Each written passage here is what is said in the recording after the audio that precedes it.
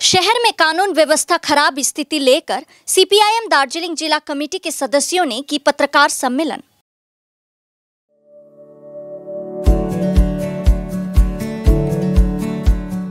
Pampered, not just a hospital, but a mother.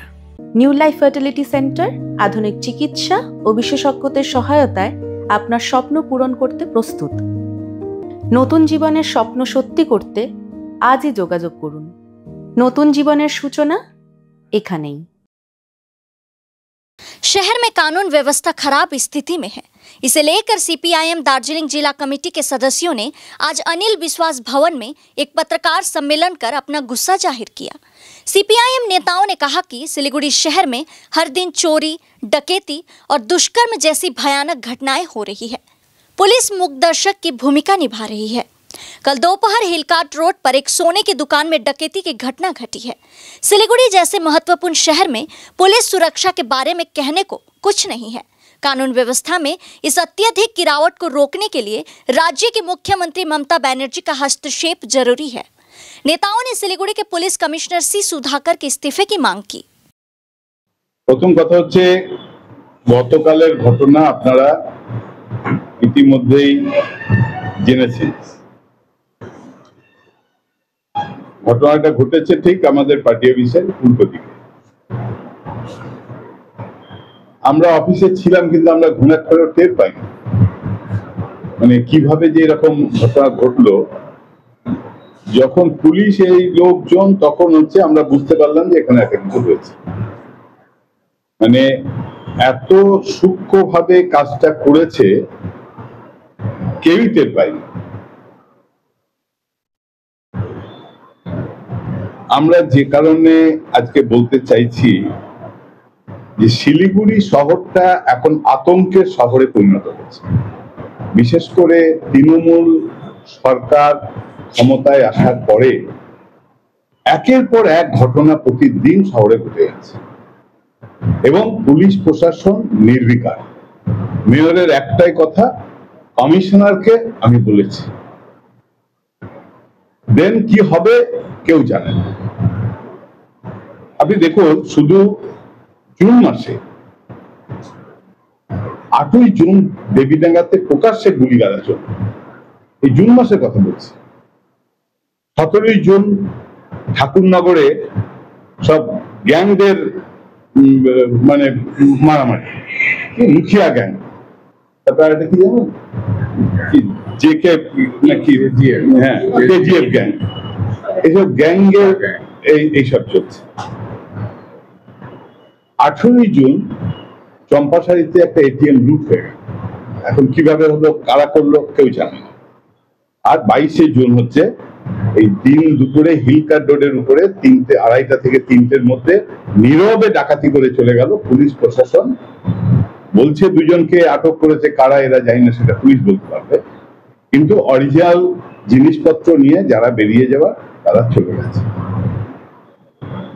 সেই কারণেই আমরা বলতে চাইছি যে একটা এমন অবস্থা হয়েছে। কালকে আমি দেখলাম যে হিলকাট রোড ব্যবসায়ী সমিতির সম্পাদক সে একটা স্টেটমেন্ট করছে, সে একটা আতঙ্কের মধ্যে আছে। কিরকম? প্রথম কথা হচ্ছে ডাকাতির বিরুদ্ধে বলতে গিয়ে সে পরিষ্কার করে বলতে পারছে না। অর্থাৎ একদিকে এই ডাকাতদের আতঙ্ক, আর একদিকে হচ্ছে তৃণমূলের আতঙ্ক। কারণ ও যদি প্রশাসনের বিরুদ্ধে বলে তাহলে ওর আবার কিছু ক্ষতি হয়ে যাবে। এইরকম একটা আতঙ্কের মধ্যে গোটা শিলিগুড়ির ব্যবসায়ীরা, সাধারণ মানুষরা, কালকে তো গোটা শহর জুড়ে এটার প্রতিবাদ সব মানুষ করেছে। কিন্তু আমরা যেটা করব, এখন জনমত তৈরি করতে হবে। দেখুন, রামকৃষ্ণ মিশনের জমি দখল করে নিল, কারা দখল করল? যাদের কটাকে অ্যারেস্ট করেছিল সব ছেড়ে দিয়েছে। মানে একের পর এক তোলাবাজি, জমি দখল, মারামারি। দেখবেন টোটোই করে, মেয়েদের নিরাপত্তা তো এই শহরে নেই। এই আমি তো আর একটা মানে আতঙ্ক আছে ইদানিং কালে। দেখবেন টোটোই মেয়েরা একা গেলে তাদের মধ্যে নিরাপত্তার অভাব বোধ করছে। কারণ দু একটা ঘটনা ঘটেছে, কারা এই টোটোগুলো চালাচ্ছে তাদের কোনো মানে আইডেন্টিফিকেশন নেই। এই যে বলছে আন্তঃরাজ্য চক্র এইসব কাজ করছে, আচ্ছা এখানে তাহলে এই আন্তঃরাজ্যের এরা তো বিহার থেকে সোজা এসে বা অন্য জায়গা থেকে সোজা এসে তো করছে না। শিলিগুড়ি এমন একটা জায়গা, এর সরাসরি দুদিকে দুটো আন্তর্জাতিক বর্ডার, একটা নেপাল একটা বাংলাদেশ, সরাসরি দুটো তিনটে স্টেটের সঙ্গে যোগাযোগ, ইন্টার স্টেট বর্ডার। একটা হচ্ছে বিহারের সঙ্গে, একটা হচ্ছে আসামের সঙ্গে, একটা হচ্ছে সিকিমের সঙ্গে।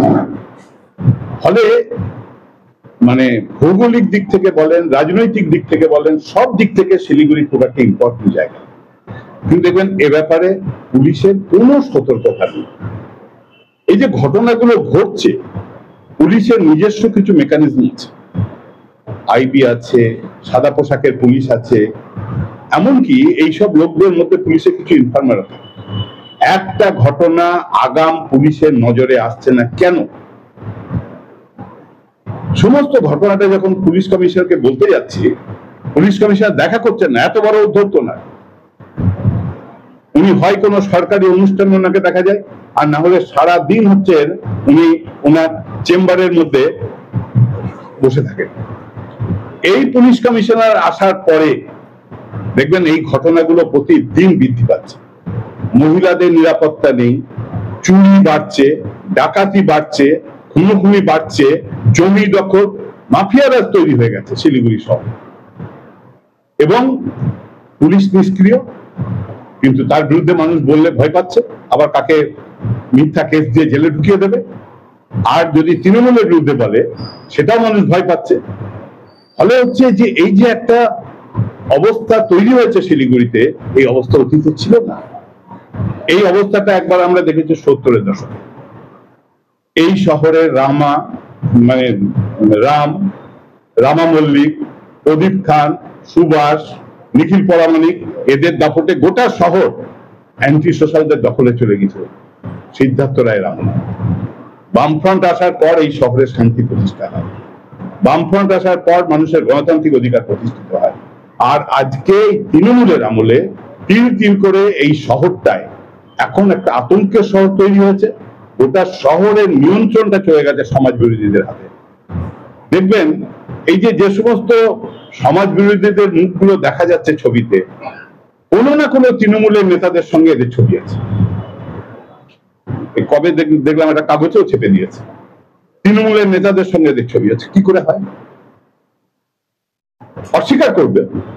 ফলে হচ্ছে যে গোটা শহর জুড়ে আজকে যেভাবে অ্যান্টি সোশ্যাল, চোর, ডাকাত, মাফিয়ারাজ তৈরি হয়েছে, তার বিরুদ্ধে যদি শিলিগুড়ির মানুষ যদি সচেতন না হয়, তার বিরুদ্ধে যদি সচেতন ভাবে শিলিগুড়ির জনমত তৈরি না হয়, তাহলে কিন্তু এটা ক্রমশ বাড়বে। সেই জন্যে মানুষের কাছে আমাদের এটাই আবেদন, কাদেরকে ভোট দিয়ে নির্বাচিত করেছিলেন। এমনকি আমি বলছি, যখন আমরা বোর্ডে ছিলাম তখন এই ঘটনাগুলো ঘটাবার সাহস কেউ পারে, কিন্তু আজকে ঘটছে। রাজ্যে যারা ক্ষমতায়, বোর্ডে তাদের ক্ষমতায়, আর দিল্লিতে। এবার মজা হয়েছে একটা, এই দুজনে মিলে এখানে আকচাকসি করছে, ওর দোষ দেয়, ওর দোষ দেয়, এসব ভোটের লড়াই হচ্ছে।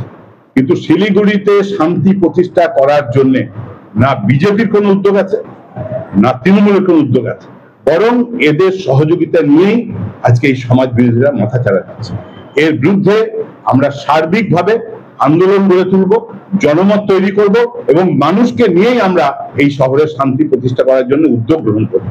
তার সঙ্গে সঙ্গে আমরা যেটা চাইছি যে এখানে যে পুলিশ কমিশনার আছেন, আমরা তার অপসারণের দাবি করছি। প্রয়োজনে আমরা মুখ্যমন্ত্রী এবং আমাদের যে হোম সেক্রেটারি আছেন তার কাছে এই বিস্তারিত ঘটনা দিয়ে এনার অপসারণ আমরা দাবি করব।